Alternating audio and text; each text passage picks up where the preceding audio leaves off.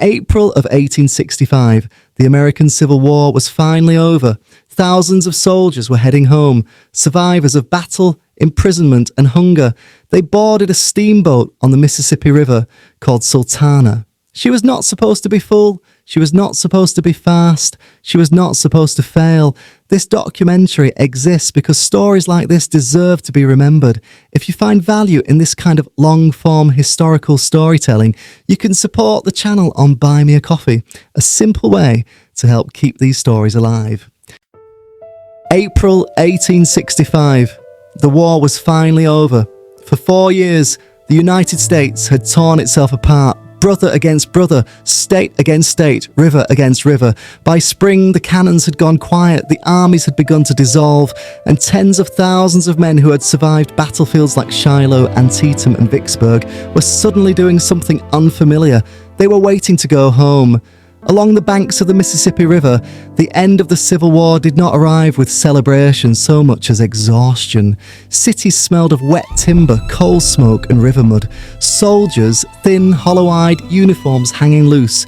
Crowded levees, docks, and temporary camps, clutching discharge papers and talking endlessly about home. Ohio, Indiana, Michigan, Illinois. They spoke of farms untended for years, of children grown taller without them, of wives who might barely recognize the men returning through the door. The Mississippi River, swollen with spring rain, became the great artery of reunion, the fastest way north, the most efficient path toward normal life. Steamboats lined the shore at Vicksburg and New Orleans, their paddle wheels idle, their decks already stained with soot and mud from wartime service.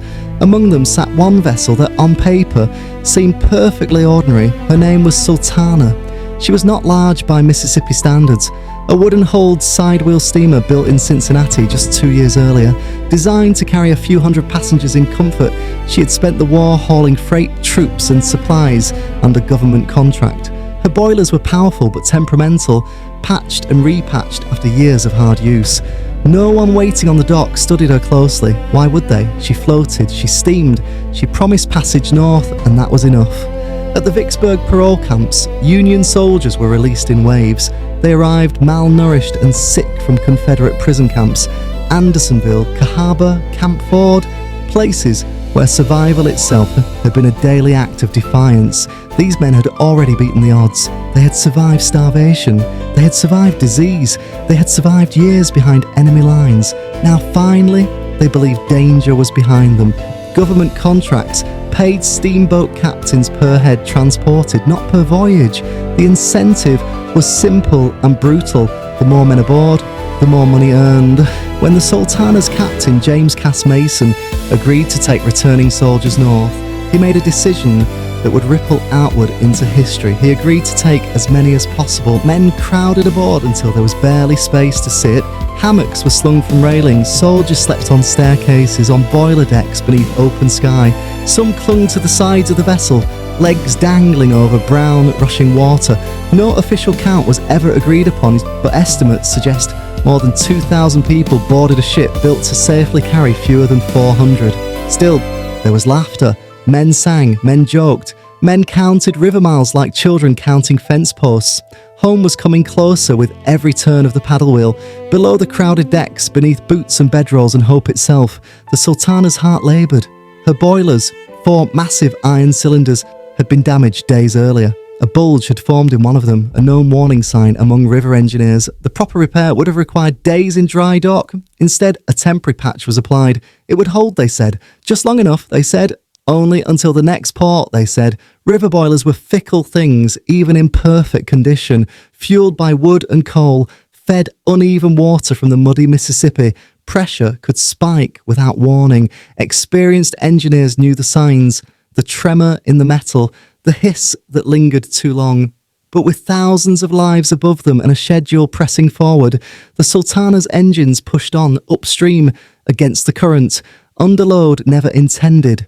Night fell as the steamer passed Memphis. Many passengers disembarked briefly, stretching their legs, watching the city lights flicker on.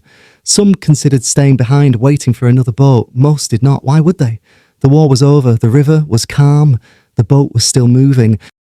After midnight on April 27th, 1865, the Sultana moved north through dark water. The Mississippi ran high and fast, swollen with spring melt. Trees and debris swept past the hull in silence. The paddle wheels churned steadily, rhythmically, a mechanical heartbeat carrying thousands toward home. Men slept where they could. Some dreamed of farms and fields. Some dreamed of prison fences. Some did not sleep at all, staring into the blackness, listening to water slap against wood. A few soldiers gathered near the rail, talking quietly about the future, what they would do first, who they would see, whether the country they returned to would recognise them. Above them, the stars were faint. Below them, the boilers strained. No alarms sounded, no warning bells rang, no one screamed. The Sultana steamed onward, carrying hope, exhaustion, and a silent flaw that had not yet announced itself. It would, but not yet. Shortly after leaving Memphis, the river changed. Not in appearance. The Mississippi was still wide, dark, and deceptively calm, but in temperament. Spring runoff from the north pushed the current faster, heavier. The Sultana's paddle wheels worked harder now, beating against water that resisted every mile. Below deck, the engineers adjusted valves, watching gauges that refused to settle. Pressure climbed, then dipped, then climbed again. Muddy river water fed into the boilers unevenly, cooling one section while another overheated. A dangerous imbalance that seasoned rivermen feared above all else. The patched boiler held, for now. On deck, the soldiers noticed none of this. They had learned long ago to sleep through danger. Men who had endured artillery barrages and prison starvation did not wake easily for a shudder in the hull or a groan in the timbers. Some lay wrapped in thin blankets, breath rising in white plumes. Others sat awake, backs against railings, watching the shoreline slide past in shadow, trees reduced to silhouettes, farms reduced to memory. A young private from Indiana stood near the starboard side, fingers tracing the river's surface as if touching home itself. Nearby, an older sergeant quietly folded his discharge papers again and again, smoothing creases that no longer mattered.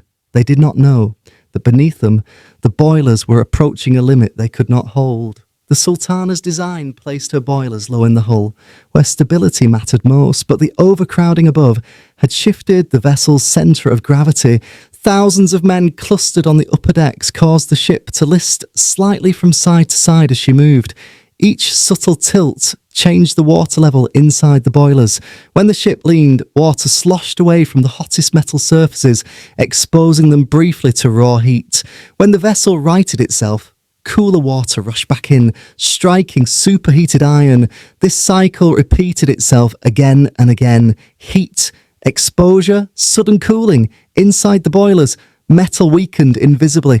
The engineer on watch felt something was wrong. He adjusted the feed, bled steam, then brought pressure back up. A dangerous necessity for fighting the river's currents. Slowing down meant drifting backward. Stopping was unthinkable. The Sultana was committed to the river now. Just after 2 o'clock in the morning, the night deepened. Clouds swallowed what little moonlight there was. The riverbanks vanished entirely, leaving the steamer floating in a void of black water and black sky. Only the steady thump of the paddle wheels and the hiss of steam broke the silence. Somewhere near the middle of the ship, a soldier woke suddenly. He did not know why. There was no sound, no shout, no visible threat, only a feeling sharp and inexplicable, like standing too close to a lightning strike before it happens. He sat up, heart racing, scanning the crowded deck. Then, beneath his feet, the deck seemed to lift, not sway, not tremble, lift. The first boiler failed catastrophically. Metal tore open with a sound that survivors later struggled to describe. Not a bang, not a crack, but a ripping roar, as if the ship itself had been torn apart from the inside. In a fraction of a second, superheated steam blasted upward through the decks. Men nearest the boilers were killed instantly, bodies shredded by iron fragments and boiling vapour. The wooden decks above splintered, bursting apart as if struck by artillery from below. Then the second boiler went, then the third. The explosion tore through the heart of the Sultana, lifting the central decks into the air and hurling men, timber and machinery outward into the night. Flames erupted where steam had been, igniting clothing, bedding and wooden railings soaked in years of oil and pitch. The river, moments ago calm, erupted into chaos. Soldiers were launched into the air without understanding how or why. Some landed in the river, stunned, breath knocked from their lungs. Others struck debris mid-fall, breaking limbs before hitting the water. Flaming wreckage rained down around them, turning the surface of the Mississippi into a field of fire and screaming. The Sultana did not sink immediately. She burned. Her superstructure collapsed inward as flames spread unchecked. The paddle wheels continued turning briefly, driven by momentum alone. Churning water filled with men who clawed desperately at anything that floated. Cries echoed across the river, thousands of voices overlapping, indistinguishable. Help, God, mother, home. Men who had survived 4 years of war found themselves fighting a new enemy, cold water, heavy boots, exhaustion, and darkness so complete they could not see the shore. The Mississippi in April was merciless. The current pulled hard, dragging men beneath the surface or sweeping them away before they could find wreckage to cling to. Many could not swim. Many were too weak. Many were burned, blinded, or stunned beyond coordination. Those who grabbed floating debris fought each other for space, not out of cruelty but panic. Planks capsized under too much weight. Bodies slipped away silently into black water. On the burning wreck itself, survivors stumbled through smoke and flame, trying to reach the edges before the decks collapsed entirely. Some jumped willingly, preferring cold water to fire. Others hesitated too long. The Sultana drifted ablaze, carrying the trapped with her. Along the riverbanks, farmers and fishermen woke to an impossible sight. The night glowed orange. The river screamed. People ran toward the shore with lanterns, seeing men in the water, hearing voices calling from the darkness. Small boats were launched despite the danger. Ropes were thrown. Hands reached out, but the river was wide. The current was fast. The scale of the disaster overwhelmed everyone who saw it. By the time the sun began to rise, the Sultana was a blackened ruin. Her decks collapsed, her hull barely afloat. The river carried the rest. For those who survived the blast, time fractured. Seconds stretched into something elastic and unreal. Some men surfaced choking, lungs burning, unsure whether they had jumped or been thrown.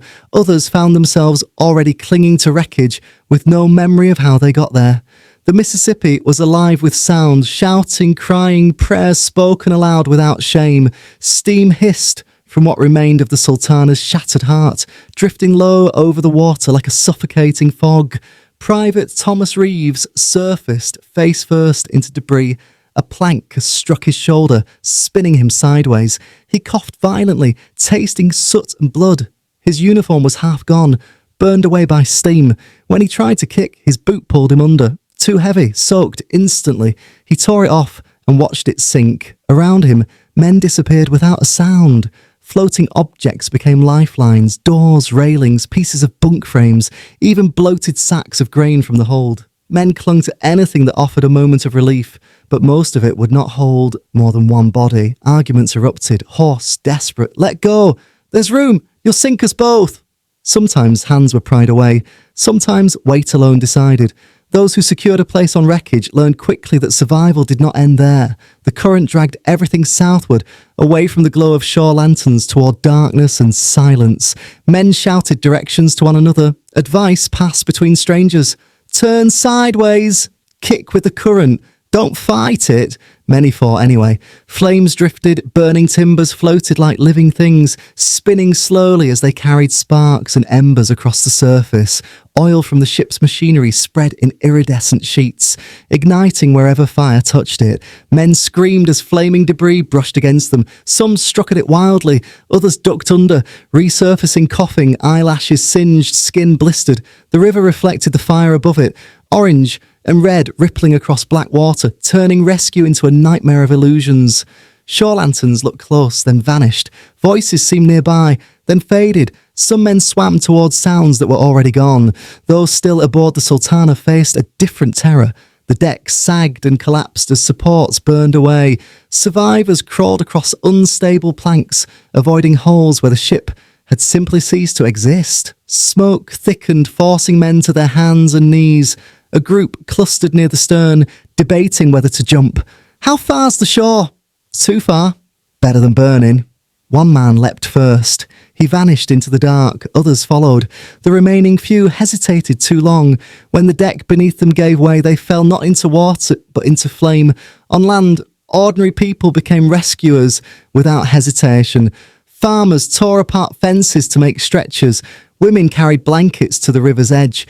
Children ran messages between lanterns. Small boats, flat-bottomed skiffs meant for fishing, were shoved into water thick with debris and bodies. Rowing was nearly impossible. The current fought every stroke. Oars struck floating wreckage. Boats nearly capsized under the weight of men pulled aboard, many unconscious, some screaming, some already dead. A man hauled from the river might survive only minutes before his soaked clothes froze him into stillness. Hypothermia claimed those fire had spared.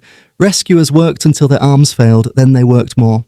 As the sky lightened, the scale of the catastrophe became visible. Bodies lined the banks, some tangled in brush, some wedged against fallen trees. Others floated face down in slow arcs, carried far from where the Sultana had burned. Survivors sat wrapped in blankets, staring at nothing. Some asked the same question again and again. Is it over? Is it over? No one answered. The river continued moving south, carrying with it the uncounted dead.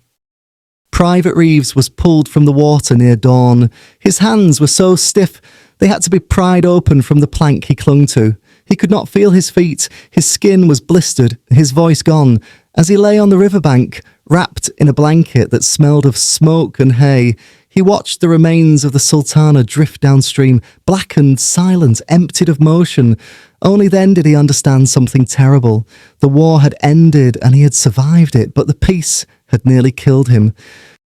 By mid-morning, the riverbanks became a place of order imposed on chaos. Blankets were laid out in long rows. Survivors were grouped by condition, those who could walk, those who needed care, those who would never move again. Army officers arrived, notebooks in hand, already realising that nothing about this scene would fit neatly into columns or totals. The Sultana had carried more men than any manifest recorded. No one knew how many. Churches opened their doors first. Pews were cleared, floors covered with straw, and men laid side by side in damp uniforms stiff with river water. Doctors worked without rest, amputating burned limbs, cutting away fabric fused to skin, wrapping wounds that would never truly heal. Some soldiers asked only for water. Others begged to be left alone. Many said nothing at all. Those suffering from steam burns were the hardest to help. Their injuries were invisible at first, skin red but intact, only to blister and blacken hours later.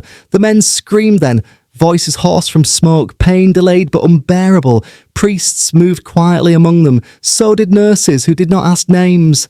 The Mississippi did not give up its victims quickly. Bodies surfaced days later, bloated and unrecognisable. Some wore uniforms. Others were naked where steam and fire had torn clothing away. Identification became nearly impossible. Dog tags, when found, were sent north. When they were not found, names were guessed. Many would never be known at all. Local farmers used grappling hooks to pull bodies from the river. Each retrieval was done with care. Hats removed, heads bowed, not because of regulation, but instinct. The riverbanks became long corridors of grief. What made the tragedy unbearable was not just its scale, but its timing. These men had survived imprisonment, starvation, battle, and disease. They had endured years of uncertainty with one promise sustaining them, the journey home. The Sultana was supposed to be the final step. Letters, already written, sat folded in pockets, now soaked and illegible. Families waited north along the river, watching for trains that would never carry their sons. In some towns, celebration banners hung for weeks, slowly sagging, unclaimed. Investigations began almost immediately. Engineers inspected the wreckage. Officers interviewed survivors. Testimony conflicted. Memories blurred by trauma and smoke. Was the boiler repair insufficient? Was the ship dangerously overloaded? Did the current force unsafe pressure levels? The answer, quietly acknowledged, was yes, to all of it, but responsibility was harder to assign. The war was over, the country was exhausted. Attention shifted quickly toward rebuilding, reconciliation and politics. A river disaster, no matter how vast, did not fit the narrative of victory. The Sultana was discussed briefly, then set aside. More than 1,100 men died. Some estimates place the number far higher, yet no monument was raised immediately, no national day of mourning declared. The Titanic would later dominate history as the great maritime tragedy. The Sultana slipped into footnotes. Her survivors carried the memory alone. Private Reeves returned home months later. He walked with a limp. His hands shook when he smelled smoke. He avoided rivers entirely. At night he dreamed of heat and darkness and voices calling his name. When neighbours asked about the war, he spoke of marches and battles. He never spoke of the Sultana. Not because he had forgotten, but because he knew no one else remembered it either. By summer, the Mississippi looked unchanged. The current flowed, boats passed, commerce resumed, children swam where bodies had once gathered. Only the river knew what it had taken, and it kept its secrets. In the weeks following the disaster, paperwork replaced urgency. Depositions were taken in quiet rooms far from the river. Engineers spoke carefully. Officers weighed each word, aware that blame could stain careers already transitioning into peacetime. Survivors were asked to recall details they wished desperately to forget. The hiss of steam, the tilt of the deck, the moment the night turned white hot. Their accounts varied, as all trauma does, but the pattern beneath them was unmistakable. Investigators confirm what many rivermen already knew. The Sultana's boilers were compromised long before Memphis. A temporary patch, thin metal riveted over a bulging section, had been approved to avoid delays. Proper repair would have taken days. The ship had been needed immediately. The current that night had forced higher pressure. The uneven water levels had weakened metal already strained. The load had been far beyond design limits. None of these facts were secret. They had simply been tolerated. Why so many men? Because payment followed bodies. The government reimbursed transport companies per soldier carried. The incentive was obvious. No officer was ordered to overload the Sultana, but no one stopped it either. Other vessels sat nearby, underused. The Sultana was chosen because she was fast, available and profitable. That decision killed more Americans than any single naval disaster in the nation's history, and yet no one would stand trial for it. The official inquiry concluded with familiar language. Multiple contributing factors, no clear individual responsibility, an unfortunate convergence of circumstances. The war had demanded speed. The river had demanded strength. The ship had failed, the case was closed. Families received notices, not explanations. Survivors received discharge papers, not counselling. The nation moved forward. For those who lived, survival became its own burden. Many suffered lifelong injuries, lungs damaged by steam, nerves burned by heat, joints weakened by hours in icy water. Others carried wounds that could not be seen. They startled at loud noises. They avoided rivers. They woke choking from dreams they could not describe. Reunions of veterans often included men who quietly recognised one another, not from battlefields, but from that night on the Mississippi. They spoke briefly, then fell silent together. Some memories did not require words. As years passed, the Sultana faded further. There were no iconic photographs, no famous final messages, no preserved wreck. The river had taken the evidence. The nation preferred stories of triumph, Appomattox, reunions, reconstruction. A peacetime disaster born of greed and neglect fit poorly into that narrative. By the time textbooks were written, the Sultana merited a paragraph at most, often none. Today, the Mississippi still flows where the Sultana burned. Occasionally, fragments surface, a rusted fitting, a warped piece of iron, pulled from mud during floods or dredging. They are displayed quietly in local museums, labelled carefully, seen briefly. Most pass by without noticing, but beneath the water the river remembers. It remembers the night when peace arrived wrapped in fire, when men who had survived war were claimed by homeward passage, when the dead outnumbered the living and history barely noticed. The river moved on. The nation moved on, but for the men who survived and the families who never received answers, the Sultana never truly sank. Stories like this don't disappear because They aren't important. They disappear because they are inconvenient. If this story stayed with you, there are many more like it. Hidden moments in history where ordinary people faced extraordinary circumstances.